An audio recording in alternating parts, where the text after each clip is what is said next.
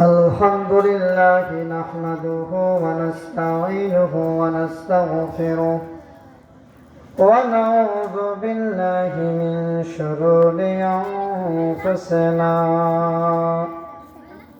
ومن سيئات أعمالنا من يهده الله فلا مضل له ومن يضلله فلا هادي له ونشهد أن سيدنا وسندنا وحبيب قلوبنا ومولانا محمد. أما بعد فأعوذ بالله من الشيطان الرجيم. بسم الله الرحمن الرحيم. يا أيها الذين آمنوا ادخلوا في السلم كافة ولا تتبعوا خطوات الشيطان إنه لكم عدو مبين. صدق الله العظيم. قال رسول الله صلى الله عليه وسلم: المسلم من سلم المسلمون من لسانه أو كما قال عليه الصلاة والسلام. إن الله وملائكته يصلون على النبي يا أيها الذين آمنوا صلوا عليه وسلموا تسليما. اللهم صل على محمد وعلى آل محمد كما صليت على إبراهيم وعلى آل إبراهيم إنك حميد مجيد. اللهم بارك على محمد وعلى آل محمد كما باركت على إبراهيم وعلى آل إبراهيم إنك حميد مجيد. بلغ العلا بكماله كشف الدجى بجماله حسنت جميع خصاله. صلوا عليه وآله. صلوا يا قوم مبارك صلوا على صدر العمين مصطفى ماذا إلا رحمة للعالمين. साके गुल में क्या मजा है, साके गुल में क्या मजा है, बुलबुले छे पूछे जिक्रुल्लाह में क्या मजा है, जाकर ऊँचे पूछे ला इलाहा लल्लाह ला इलाहा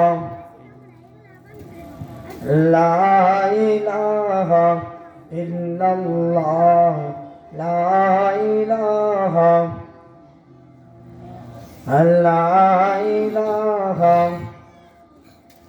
আই সাইরে তোরা নান যাবি খুশনন মায়াদ আই সাইরে তোরা নান যাবি খুশনন মায়াদ মাশুকি মানাসা के बनज़दीके तुझस्तास हुरान बेगस्ती रदज़ग बुआद आरब हुरान बेहस्ती रदज़ग बुआद आरब از دوزخیا پرسه که عرب بهستاس لا اله الا الله لا اله আল্লাহ আল্লাহ আল্লাহ আল্লাহ বললে বান্দা আল্লাহ আল্লাহ বললে বান্দা আল্লাহ আল্লাহ সারা তোমারা আমার নাই কিছু লা ইলাহা Allah, la ilaha Allah, Allah, bolle banda very good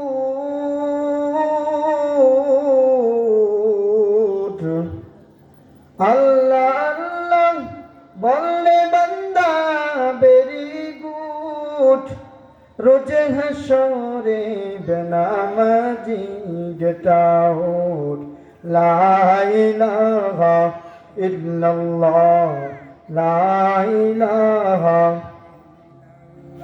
নৌকা চলে না মাঝি সারা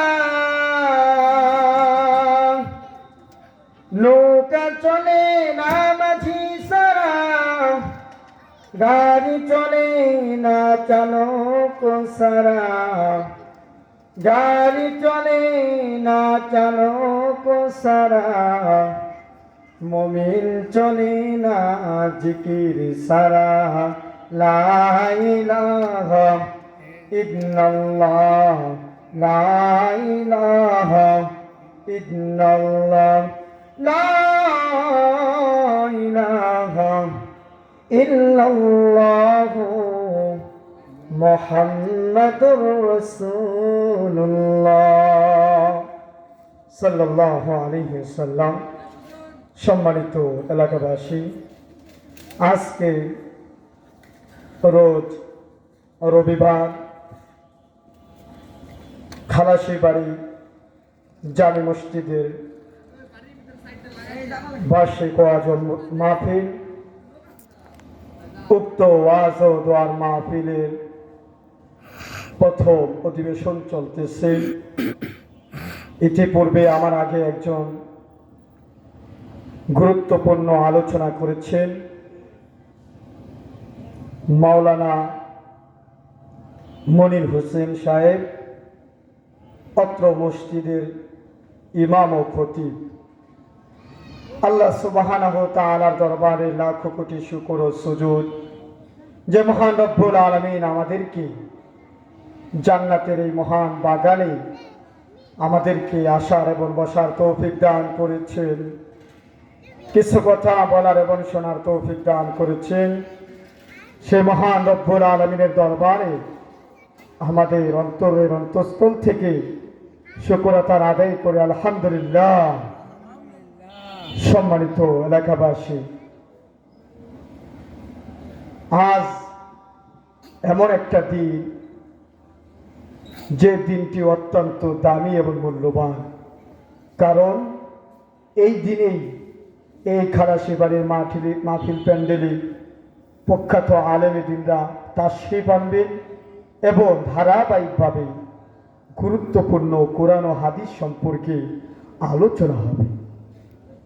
অতএব আমরা এলাকায় যারা আছি, আমরা যারা বিভিন্ন কাজকর্মে ব্যস্ত আছি, আমরা অতি দ্রুত কাজগুলোকে সমাপ্তি দিয়ে আমরা এই জান্নাতের বাগানে চলে আসি, কারণ এই জান্নাতের বাগান থেকে আপনার আমার আখিরাতের খোরাক উপার্জন করা সম্ভব হবে।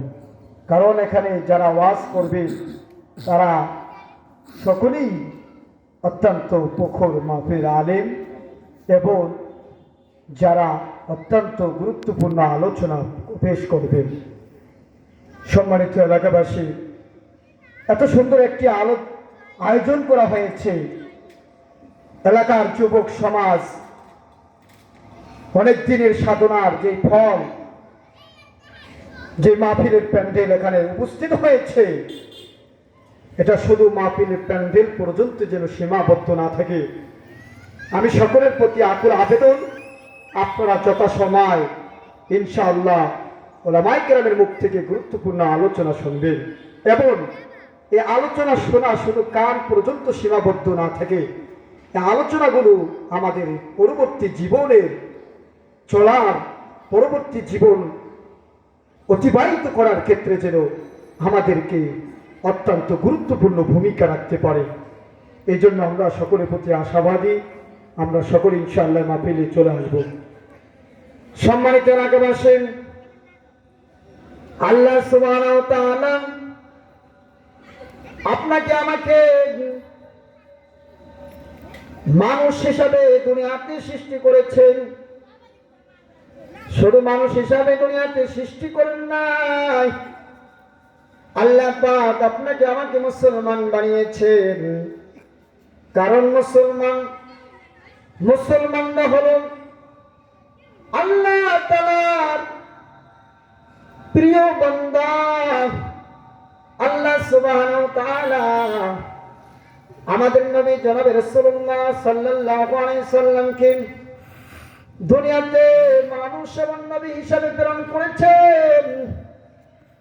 আর এই নবীর উপরে আল্লাহ পাক পবিত্র কালামুল্লাহ শরীফের 30টি পারা নাযিল করেছেন।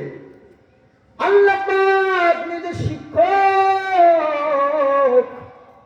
আর তার ছাত্র মুহাম্মদ আল্লাহর রাসূল সাল্লাল্লাহু আলাইহি সাল্লামকে কোরআন দিয়ে ঘোষণা দিয়েছেন, হে আল্লাহর রাসূল, হে আমার পয়গম্বর, আপনি মানুষদেরকে জানিয়ে দেন, মানুষদেরকে বলে দেন যেন মানুষ আমার মালিক একত্ববাদের স্বীকার করে আমি আল্লাহর একত্ববাদকে স্বীকার করে লা ইলাহা ইল্লাল্লাহ, এই লা ইলাহা ইল্লাল্লাহর সাক্ষ্য যেন প্রদান করে।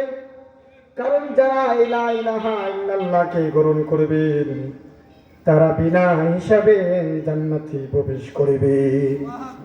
যারা এই কালিমাটি গ্রহণ করবে তারা বিনা হিসাবে কোথায় প্রবেশ করবে? জান্নাতে। আর যারা এই কালিমাকে অস্বীকার করবেন, কালিমাকে যারা গ্রহণ করবেন না, কালিমার বিরোধিতা যারা করবেন তারা পথভ্রষ্ট, তারা কাফের। আল্লাহ বলেন তারা জাহান্নামে প্রবেশ করবেন। এজন্য সম্মানিত মুসলমান, আপনারা ভালো করে শুনে রাখেন, এই কালিমা আমাদেরকে কি বলে, কি আগমন বার্তা শোনায়।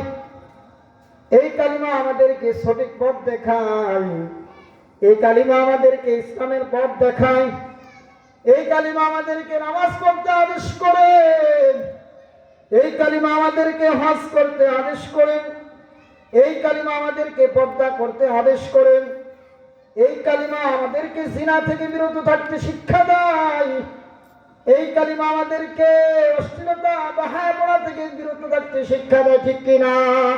কালিমা শুধু পড়লেই হবে না। আমি কালিমা পড়লাম লা ইলাহা ইল্লাল্লাহ মুহাম্মাদুর রাসূলুল্লাহ, কালিমা আমাদের কাছ থেকে কি চায়, এটা আমাকে কি শিক্ষা দেয় সেটা বুঝতে হবে। ঠিক কিনা?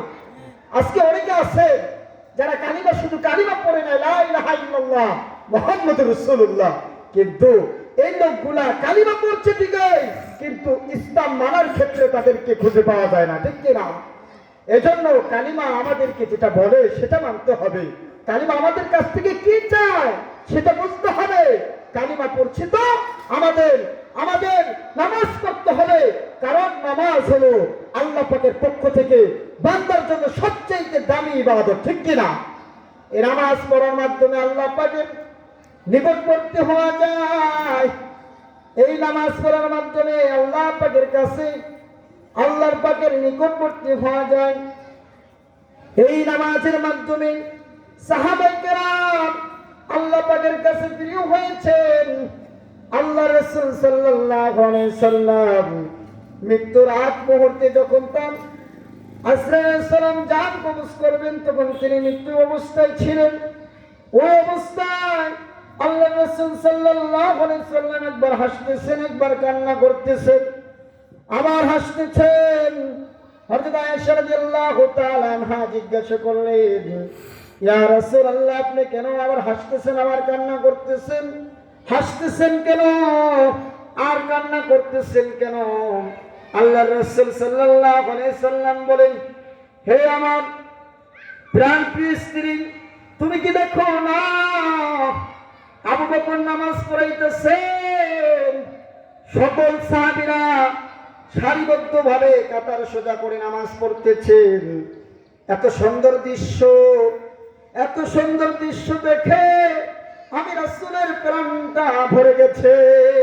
কারণ এই নামাজের জন্য আমি পয়গম্বর অনেক কষ্ট মুজাহাদা করেছি, এই নামাজ প্রতিষ্ঠার জন্য রক্ত ঝরিয়েছি, এই নামাজ প্রতিষ্ঠার জন্য আমার অনেক ত্যাগ স্বীকার করা লাগছে।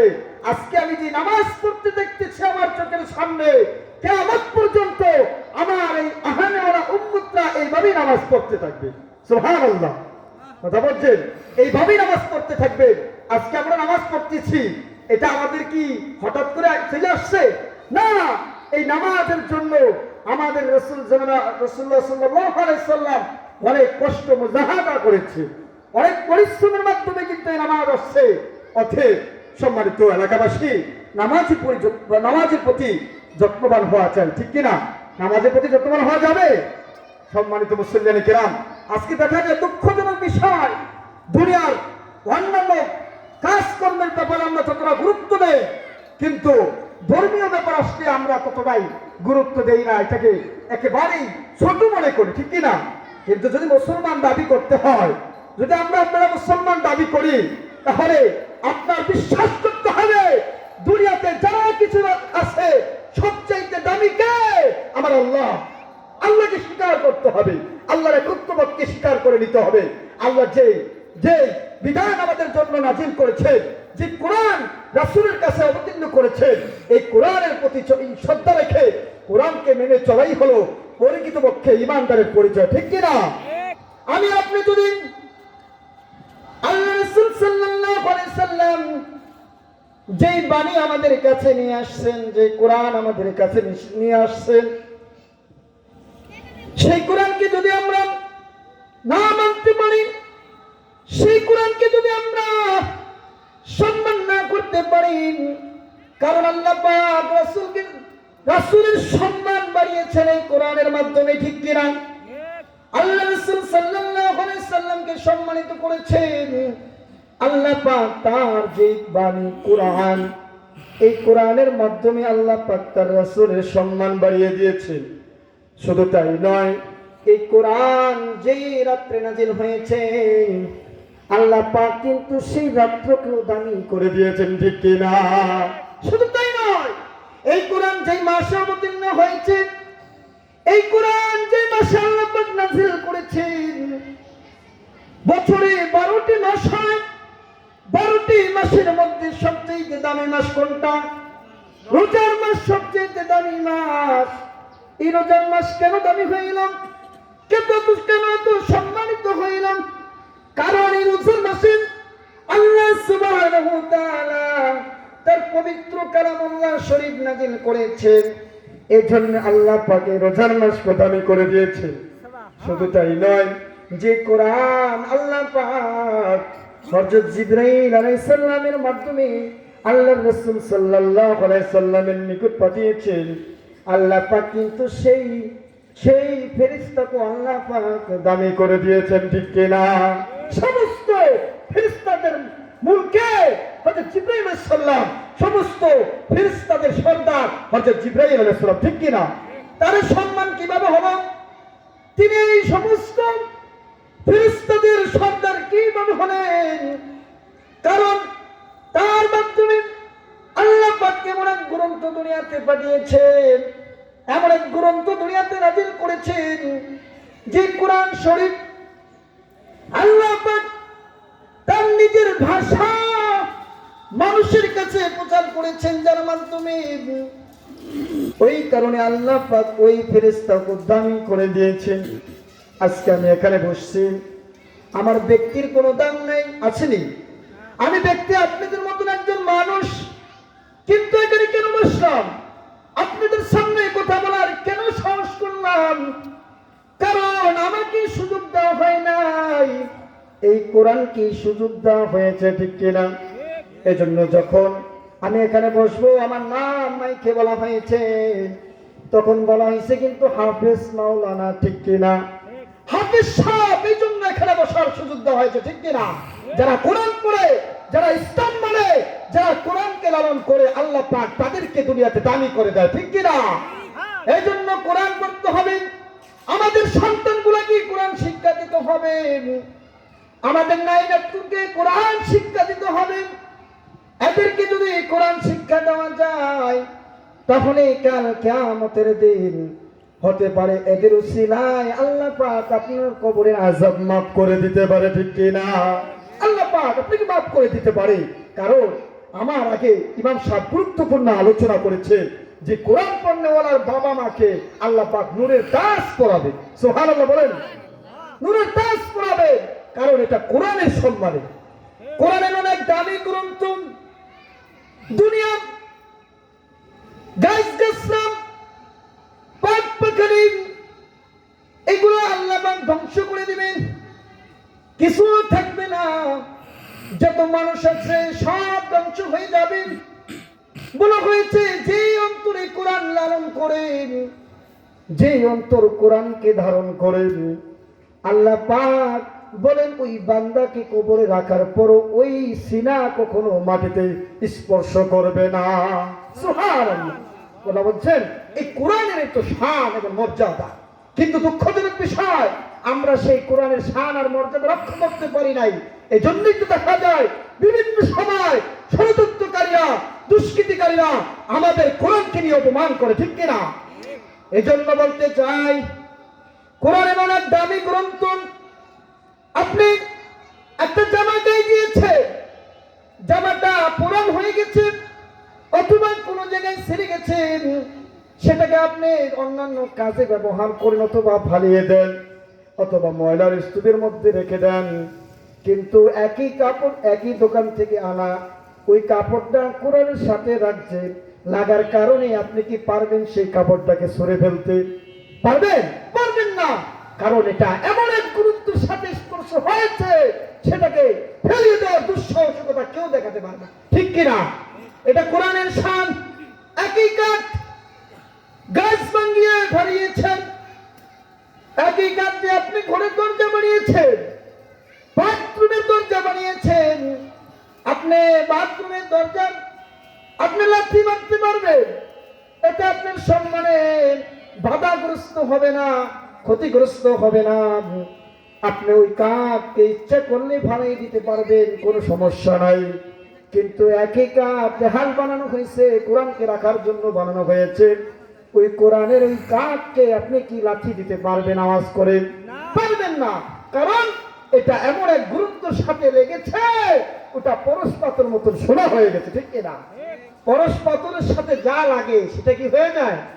সোনা হয়ে যায়। তো কোরআনের সাথে যেটাই লাগবে সেটাই দামি হয়ে যাবে, ঠিক কিনা? এই যে কোরআনের সাথে লাগার কারণে, এই যে আমার মুরব্বী, তারা তো সবাই চিনেন, কোরআনের সাথে লাগার কারণে আজকে তিনি দামি মানুষ হয়ে গেছে। তিনি বিভিন্ন জায়গায় ঘুরে ঘুরে ঘুরে ঘুরে আমাদেরকে দিনের কথা বলে। কোথা থেকে বলে? নিজে বানায় বলে? বানায় বলে না, সে বিভিন্ন ওলামায়ে কেরাম, মাদ্রাসা তলেবে আলেম ওলামার সাথে ঘুরতে ঘুরতে আজকে তিনিও শোনা হয়ে গেছে। সুবহানাল্লাহ কথা বলছেননি? এজন্য আজকে ওলামায়ে কেরামদেরকে দেখলে অনেকের চোখ বড় হয়ে যায়, তাদেরকে দেখলে মন মানসিকতা অন্যরকম দেখা যায়। আমি বলতে চাই, তোমরা যদি কোরআনকে দেখে এই ধরনের ভাব প্রকাশ করো, তাহলে তুমি মুসলমান থাকবে না, ঠিক কিনা? তুমি মুসলমান হলে অবশ্যই কোরআনকে সম্মান করতে হবে, এবং কোরআনকে যারা লালন করেন, কোরআনকে যারা ধারণ করে, তাদেরকে সম্মান করা চাই, ঠিক কিনা? সম্মানিত এলাকাবাসী, আল্লাহ সুবহানাহু ওয়া তাআলা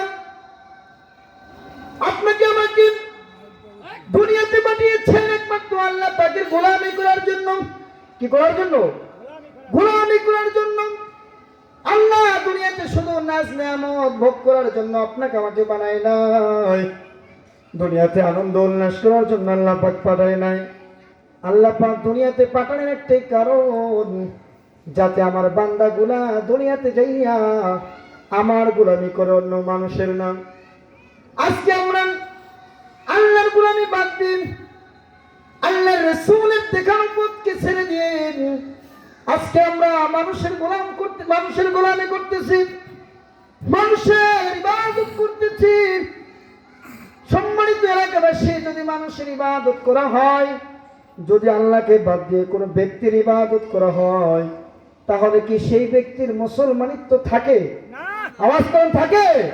তার মুসলমানিত্ব থাকে না। সে ব্যক্তি কাফির হয়ে যান, সে ব্যক্তি ইসলামের গণ্ডি থেকে বের হয়ে যান। কারণ আল্লাহ পাক পবিত্র কালামুল শরীফের মধ্যে বলেন, ইয়া আইয়ুহাল্লাযীনা আমানু দুখুলু ফিস-সিলমি কাফা ওয়া লা তাত্তাবিউ খুতুওয়াতিশ শাইতান ইন্নাহু আদুউম মুবিন। কারণ আল্লাহ পাক কোরআনে বলেছেন, ইয়া আইয়ুহাল্লাযীনা আমানু দুখুলু ফিস-সিলমি কাফা, হে ঈমানদারগণ, তোমরা ইসলামের মধ্যে পরিপূর্ণ দাখিল। কি দাখিল হতে হয়েছে? পরিপূর্ণ। শুধু টুপি দিলাম, পাঞ্জাবি গায়ে দিলাম, নামাজ পড়লাম, এটাই কি ইসলামের সীমাবদ্ধতা? আওয়াজ করে, সীমাবদ্ধতা? অনেকে টুপি পাঞ্জাবি ঠিকই গায়ে দেয়, আবার সুদের কারবারের ব্যবসা নিয়ে বসে, ঠিক কিনা? আবার পাঞ্জাবি পরে মসজিদের সামনের কাতারে বসে, নারীদের দেখলে তার আর শরীরে অস্তিত্ব ঠিক থাকে না, জেনা করার যে আগ্রহ তার ভিতরে তৈরি হয়ে যায়, ঠিক কিনা? এমন লোক সমাজে আছে না নাই? অনেক আছে। সামনের কাতারে পড়ে, নামাজ পড়ে, আযান দেয়, তারপরে ইসলামের অকট্য যে অন্যায়গুলা ইসলাম নিষেধ করেছে সেগুলো সে প্রকাশ্য করে রাস্তাঘাটে ঘুরে, ঠিক কিনা? আমি বলতে চাই, তোমার মুসলমানিত্ব যদি প্রমাণ দিতে হয়, তাহলে এই আয়াতের অনুসরণ করা চাই, আয়াতের অনুসরণ করা চাই। যদি মুসলমান হও, ইমানদার হও, তাহলে ইয়া আইয়ুহাল্লাযীনা আমানু দুখুলু ফিস-সিলমি কাফা, এই তুমি পরিপূর্ণভাবে ইসলামের মধ্যে দাখিল হও। ইসলামের মধ্যে কি হতে হবে? পরিপূর্ণভাবে দাখিল হতে হবে। এজন্য আমরা যারা এলাকার মুসলমান, ধর্মপ্রিয় মুসলমান, আমাদের সামনে যে দিনগুলো আছে, আমরা চেষ্টা করব যাতে আমাদের সামনের দিনগুলো সুন্দরভাবে কাটে। আমি আপনি যেন একজন খাঁটি মুসলমান হয়ে মৃত্যুবরণ করতে পারি। সম্মানিত মুসলিম কেরাম, মানুষের কিন্তু দুনিয়াতে অভাব নাই, ঠিক কিনা? মানুষের অভাব দেখবেন, ঢাকা শহর যান, আপনি হাঁটতে পারবেন না মানুষের জ্বালায়, কিন্তু ভালো মানুষ, সৎ মানুষ এবং ইসলাম প্রিয় মানুষ, কোরআন প্রিয় মানুষ পাওয়া খুব কঠিন, ঠিক কিনা? টাকার কাছে মানুষ বিক্রি হয়ে যায়, ক্ষমতার কাছে মানুষ বিক্রি হয়ে যায়। সামনে ইলেকশন, দেখবেন আপনাদের সামনে অনেক মানুষ আসবে, তারা বিভিন্ন ভেষ ধারণ করে, জীবনে মসজিদে যায় নাই, নামাজের ধারো কাছে যায় নাই, জীবনে মসজিদে একটা টাকা দানও করে নাই, কিন্তু ইলেকশন আসলে তাদেরকে খুব মসজিদে দেখা যায়, ঠিক কিনা? যারা জীবনে টুপি মাথায় যায় নাই, পাঞ্জাবি গায়ে গায় নাই, ওই লোকগুলোকে কিন্তু ইলেকশন আওয়ার আগ দিয়া খুব পাঞ্জাবি আর টুপি আর মুসল্লিয়া জায়নামাজ নিয়ে মসজিদে যাইতে আমরা দেখি। আমরা বলতে চাই, ধর্ম ব্যবসার স্লোগান আমরা অনেকে দেই না, যে বলে ওলামায়ে কেরাম ধর্ম ব্যবসা করে। ধর্মকে আমরা ব্যবসা করি না, ওনারা করে, ঠিক কিনা? যারা ধরা ইলেকশন আগে ক্ষমতা দেওয়ার জন্য তারা মসজিদে যায়, মূলত তারাই বড় ধর্ম ব্যবসায়ী, ঠিক কিনা? ওলামায়ে কেরাম কোনোদিন ধর্মের ব্যবসা করে না, তারা তো নিজেরাই ধর্মের একজন অনুসারী, তারা মানুষকে ধর্ম শিক্ষা দেয়, তারা আবার কিভাবে ধর্মের ব্যবসা করে? আমার তো বুঝে আসে না। এই ধরনের কথাবার্তা যারা বলে, মূলত তাদের মধ্যে ইসলামের গুণ না থাকার কারণে, দ্বীনের গুণ না থাকার কারণে, কোরআনের ইলম না থাকার কারণে এই ধরনের কথা বলার দুঃসাহস করে, ঠিক কিনা? কিন্তু মানুষ সচেতন, আগের মতো মূর্খ নাই। তুমি যা বলছো তা ভোগ করে তাদেরকে গিলাই দিয়েছো, সেই সুযোগ আর নাই। এখন মানুষ বলছে কোনটা ভালো, কোনটা জায়েজ, কোনটা না জায়েজ, কে সৎ মানুষ, কে মানে অসৎ মানুষ, কে কথা আমাদের জন্য উপকার করবে, কে আমাদের ক্ষতি করবে, এটা মানুষ ভালো করে জানে, ঠিক কিনা? ইলেকশনের আগে বারবার দরজায় যাবে, আপনি দরজায় লক করবে, আপনার খোঁজখবর নিবে, খাইছেন কিনা সেটাও জিজ্ঞাসা করবে। কিন্তু এই লোকগুলাকে আবার দেখা যাবে যখন যখন ইলেকশন হয়ে যায়, প্রথম আমাকে অথবা আমাদের সকলকে কথাগুলো মেনে চলার তৌফিক দান করছে বলে আমি। এখন আজান হয়ে